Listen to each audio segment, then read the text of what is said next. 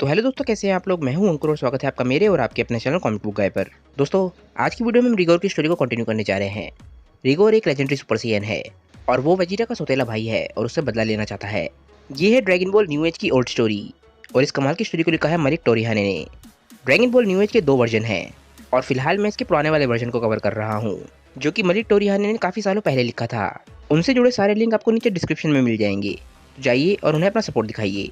अगर आप dragon ball के फैन हैं और अगर आपको ड्रैगन बॉल की फैन मांगास पसंद हैं तो चैनल को सब्सक्राइब करके बेल आइकन दबाना बिल्कुल मत भूलिएगा, क्योंकि मैं चैनल पर लगातार वीडियोस डालता हूं और आपके लिए ड्रैगन बॉल से रिलेटेड कंटेंट लाता रहूंगा। मैं चैनल पर ऑलरेडी बहुत सारी फैन मांगास कवर कर चुका हूं, तो आप चैनल के प्लेलिस्ट के टैब में जाकर अपनी फेवरेट फैन मांगा देख सकते हैं। अगर आप चाहें तो मुझे इंस्टाग्राम पर भी फॉलो कर सकते हैं, मैं वहाँ पे काफ़ी एक्टिव रहता हूँ। तो अगर आप इंस्टाग्राम पे हैं तो मुझे फॉलो जरूर कीजिएगा। अगर आपको आज की वीडियो अच्छी लगे तो वीडियो को लाइक जरूर कीजिएगा और वीडियो को अपने दोस्तों के साथ शेयर भी जरूर कीजिएगा। तो चलिए दोस्तों, ज़्यादा देर न करते हुए अपनी वीडियो पर आते हैं।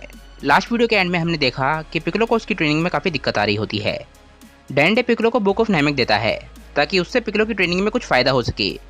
पिकलो उस बुक को देख के हैरान रह जाता है और बोलता है कि ये तो बुक ऑफ नामेक है, मुझे लगा था कि ये हमारे प्लेनेट के डिस्ट्रक्शन के साथ ख़त्म हो चुकी है। डैंडे बोलता है कि बिल्कुल सही कहा, ऐसा ही हुआ था। पर जब मैं प्लेनेट नामेक पे गया तो एल्डर म्यूरी ने मुझे एक कहानी बताई जो मैंने पहले कभी नहीं सुनी थी। हमारे प्लेनेट के डिस्ट्रक्शन से कई साल पहले हमारे प्लेनेट पे कुछ लोग हुआ करते थे जिन्हें सेज ऑफ नामेक कहा जाता था। ये सेज बहुत समझदार और ताकतवर थे। वो सभी अलग अलग ट्राइब से लिए गए वॉरियर्स थे। ये वही लोग थे जिन्होंने नामेकियन कॉम्बैट स्टाइल को बनाया था और इन लोगों का काम था हमारी ड्रैगन बॉल्स की रक्षा करना। पर जब हमारे प्लेनेट पर डिज़ास्टर आया तो ये सभी लोग मारे गए क्योंकि ये लोग उस डिज़ास्टर को रोकने की कोशिश कर रहे थे। पिकलो बोलता है कि मुझे याद है कि ऐसी ही एक स्टोरी ग्रेट एल्डर ने नेल को भी बताई थी। उन्होंने बताया था कि जब एक ट्रेंड नेमेकियन खुद को साबित कर देता है और जब उसे वर्दी समझा जाता है तब उसे सेज बनने के लिए ट्रेनिंग लेने की इजाज़त मिलती है। एक सेज बनने के बाद एक नेमेकियन की ताकत, मैजिक और नॉलेज काफ़ी बढ़ जाती है और एक सेज बनने की सारी नॉलेज एक किताब के अंदर कैद है, जिस किताब को बुक ऑफ नामेक भी कहा जाता है। और इसी किताब की मदद से एक नेमेकियन सेज बन सकता है। डैंडे बोलता है कि सेज की नॉलेज ख़त्म ना हो जाए, इसीलिए हमारे ग्रेट एल्डर जो कि आखिरी सेज भी थे, उन्होंने सभी नेमेकियन एल्डर्स को सेज बनने की ट्रेनिंग दी थी। जब से न्यू नामेक को बनाया गया है तब से ये सभी एल्डर्स मिलकर बुक ऑफ नामेक को दोबारा से बनाने की कोशिश कर रहे हैं और ये किताब उन सभी की मेहनत का फल है। एल्डर म्यूरी की कहानी ने मुझे काफ़ी इंस्पायर किया और इसीलिए मैंने उनसे कहा कि अगला सेज बनने के लिए आपको कंसिडर किया जाए। पहले तो वो तुम्हारी हिस्ट्री के चलते तुम्हें सेज बनने की इजाज़त नहीं देना चाहते थे, पर मेरा थोड़ा समझाने के बाद वो मान गए और तुम्हें नेक्स्ट नामेक सेज बनने की इजाज़त दे दी। पिकलो डैंडे से बोलता है कि डैंडे, तुम्हें मुझ पर काफ़ी कॉन्फिडेंस है और इसके लिए मैं तुम्हें थैंक यू कहना चाहता हूँ, पर मुझे डर है कि हमारे पास अब इतना टाइम नहीं रह गया है। डैंडे बोलता है कि अगर एल्डर म्यूरी की बात सही है तो मुझे नहीं लगता कि टाइम की कोई दिक्कत होगी। इसके बाद डैंडे पिकलो से बोलता है कि पिकलो, तुम अपनी ट्रेनिंग यहीं पे कर सकते हो। पिकलो ये सुन के थोड़ा सा हैरान होता है और बोलता है कि यहीं पर। डैंडे बोलता है कि पिकलो, मुझ पर विश्वास रखो, तुम्हें जिस भी चीज़ की ज़रूरत है वो सब कुछ यहाँ पर है। पिकलो बोलता है कि ठीक है, मुझे बताओ कि मुझे क्या करना होगा। डैंडे बोलता है कि कुछ नहीं, बस इस किताब को ओपन करो। पिकलो डैंडे की बात को मानता है और उस किताब को ओपन करता है। पिकलो उन पेजेस को देखता है और बोलता है कि क्या ये सारे पेज तो ब्लैंक हैं। तभी उस किताब के अंदर से एकदम से रोशनी आने लग जाती है और ये रोशनी इतनी तेज़ होती है कि पिकलो इसमें गायब सा होने लग जाता है और हम देखते हैं कि ये किताब एकदम से बंद हो जाती है और पिकलो भी वहाँ से गायब हो जाता है। डैंडे बोलता है कि मेरे दोस्त, गुड लक। धरती के दूसरी तरफ एक बहुत ही खतरनाक सिचुएशन पैदा होने वाली होती है। अचानक से ही ये कॉमेट धरती से आके टकरा जाता है। इस कॉमेट के टकराने से एक बहुत ही बड़ा धमाका होता है और हम देखते हैं कि असल में ये कॉमेट नहीं था, बल्कि ये एक शख्स था। ये शख्स धीरे धीरे करके उठता है और एकदम से शहर की तरफ जाने लग जाता है। शहर को देख के वो बोलता है कि अरे वाह, यहाँ तो खाने के लिए काफ़ी कुछ है। एक बहुत ही दूर के प्लेनेट जिसका नाम बिबिट है, वहाँ पर भी कुछ हलचल हो रही होती है। अचानक से ही उनकी एक लैब में बीपिंग होने लग जाती है और एक शख्स बोलता है कि 2 अटैक टाइप वेसल्स हमारे प्लेनेट की तरफ आ रहे हैं। वहीं पर एक सीनियर शख्स बोलता है कि अटैक टाइप वेसल्स यहाँ पर अटैक करने कौन आया है, कहीं हमारे ही वेसल्स तो नहीं है।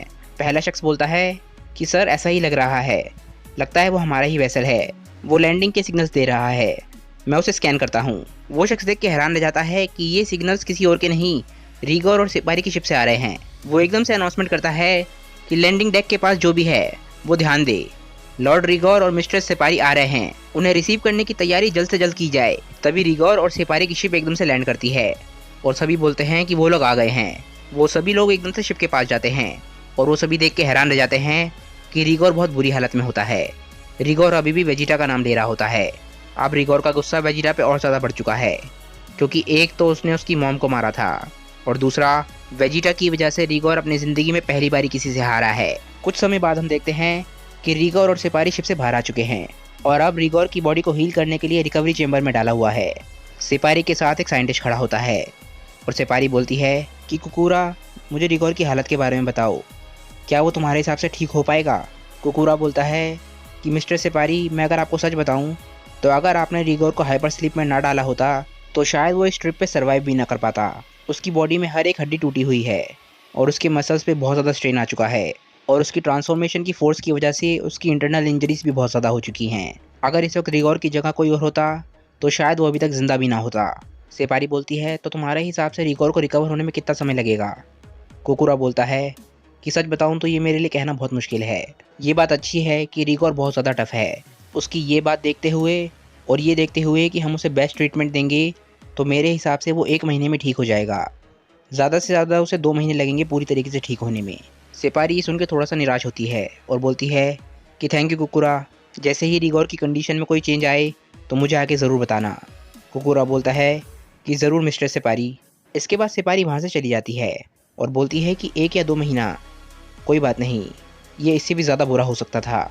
सच कहूँ तो मैं अभी भी विश्वास नहीं कर पा रही हूँ कि रिगोर हार गया है, पर रिगोर की रिकवरी का रेट हमेशा ही अच्छा रहा है और जैसा कि बाकी साइयंस के साथ होता है, रिकवर करने के बाद रिगोर की ताकत और भी ज़्यादा बढ़ जाएगी। सिपारी जाते जाते एक वर्कर से पूछती है कि मासेरन कहाँ है, मुझे उससे बात करनी है। वो शख्स बोलता है लॉर्ड मासेरन और सवीना 3 दिन से माउंटेन्स पे गए हुए हैं और वहीं पर हैं। लॉर्ड रुको और कोटो आसपास ही हैं और लॉर्ड बासुको ट्रेन कर रहे हैं। तभी हम बासुको को देखते हैं, वो ट्रेन कर रहा होता है। कोटो बोलता है कि जब तक तुम उसे हरा नहीं देते तब तक तुम हार नहीं मानोगे ना बासुको। इस वक्त तुम्हारे हाथों में कितने वेट्स हैं? 2 टन। बासुको बोलता है कि नहीं, असल में ये 4 टन है। वैसे मुझे बताओ कि तुम लोग मुझे यहाँ पे परेशान क्यों करने आए हो? कोटो बोलता है कि रोको ये हमारी बात का हमेशा बुरा मान जाता है। रोको बोलता है कि तुमने सही कहा, हम तो यहाँ बस इसे ये बताने आए हैं कि मॉम और डैड वापस आ चुके हैं। बासुको बोलता है कि डैड वापस आ चुके हैं। तभी हम माउंटेन्स पे आ जाते हैं और हम देखते हैं कि एक फीमेल सेयन किसी पे अटैक करने की तैयारी कर रही होती है। वो बोलती है कि अच्छा तो तुम यहाँ पर हो, इस बारी मैं तुम्हें हरा के ही रहूँगी। हम देखते हैं कि एक मेल सेयन वहीं पे बैठा होता है और वो छुपके छुपके उसके पास जा रही होती है। तभी वो मेल सेयन बोलता है कि सवीना, तुम अभी भी बहुत आवाज़ कर रही हो। सवीना इस बात पे चिढ़ जाती है और बोलती है कि मैं अभी भी तुम पे छुप के अटैक नहीं कर पा रही हूँ। मासेरन बोलता है कि तुम ट्राई करती रहो, एक दिन तुम मुझे हरा पाओगी। सवीना बोलती है कि जैसा तुम कहो। वैसे मुझे बताओगे कि हम छुपने की ट्रेनिंग क्यों कर रहे हैं? मासेरन बोलता है कि सवीना, ये छुपने की ट्रेनिंग नहीं है, ये खुद को तैयार रखने की ट्रेनिंग है। ये ट्रेनिंग है एक्टिव रहने के लिए और खुद को शांत रखने के लिए। समय के साथ तुम्हें समझ आने लग जाएगा, मैं तुम्हें विश्वास दिलाता हूँ। सवीना बोलती है कि मासेरन, मुझे लगा था कि तुम्हारे साथ ट्रेनिंग करना डैड के साथ और बासुको के साथ ट्रेनिंग करने जैसा ही होगा, पर मुझे लगता है कि उन जादूगरों ने तुम्हें काफ़ी कुछ सिखाया है। मासेरन बोलता है कि बिल्कुल सही कहा, उन्होंने मुझे काफ़ी कुछ सिखाया है। जैसा कि तुम जानती ही हो, डैड हमेशा अकेला रहना पसंद करते हैं, इसीलिए मॉम ने मुझे ट्रेनिंग करने के लिए मिस्टिक्स के पास भेजा था। उस वक्त मेरी उम्र काफ़ी कम थी। उन लोगों ने मुझे सिखाया कि ताकतवर वॉरियर बनने के लिए हमें ताकत से ज़्यादा भी कुछ चाहिए होता है।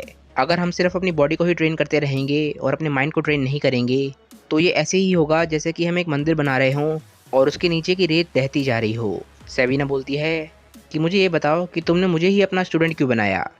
हमारे भाई तुम्हारे लिए और ज़्यादा अच्छे स्टूडेंट हो सकते थे।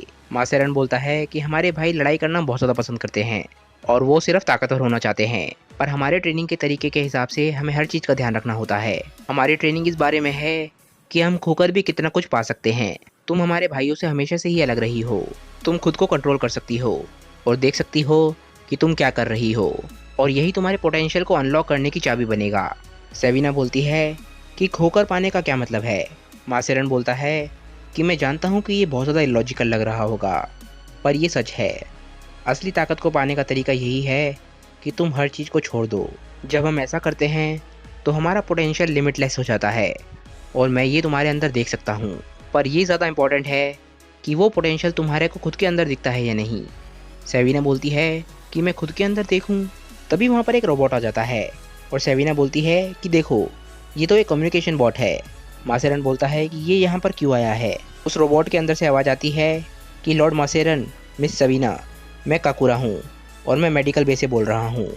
आपकी यहाँ पर ज़रूरत है। ये आपके पिता के बारे में है। मासेरन ये सुन के हैरान रह जाता है और सीधा शहर की तरफ जाता है। तो दोस्तों, आज की वीडियो यहीं पे एंड करते हैं। मुझे नीचे कमेंट करके बताइए कि आज की वीडियो आप लोगों को कैसी लगी। मासेरन के शहर में जाने के बाद क्या होता है, ये हम अगली वीडियो में जानेंगे। अगर आपको आज की वीडियो अच्छी लगी हो तो वीडियो को लाइक ज़रूर कीजिएगा और वीडियो को अपने दोस्तों के साथ शेयर भी जरूर कीजिएगा। जिन लोगों ने अभी तक चैनल को सब्सक्राइब नहीं किया है वो चैनल को सब्सक्राइब कर लें, क्योंकि चैनल पर लगातार ऐसी वीडियोस आती रहती हैं। जो लोग चैनल पर नए हैं वो चैनल को सब्सक्राइब करके बेल आइकन ज़रूर दबाएं और सारी की सारी नोटिफिकेशन ऑन कर दें। ये बहुत ज़रूरी है। इससे आपके पास चैनल की सारी अपडेट्स पहुंचेंगी। जिन लोगों ने चैनल की पुरानी स्टोरीज को मिस कर दिया है वो चैनल के प्लेलिस्ट के टाइम में जाकर अपनी फेवरेट फैन मांगा देख सकते हैं। वहाँ पर आपको काफ़ी सारी कंप्लीटेड स्टोरी मिल जाएंगी। तो चलिए दोस्तों, मैं मिलता हूँ आप लोगों को अपनी नेक्स्ट वीडियो के साथ। तब तक के लिए बाय दोस्तों और थैंक्स फॉर वॉचिंग।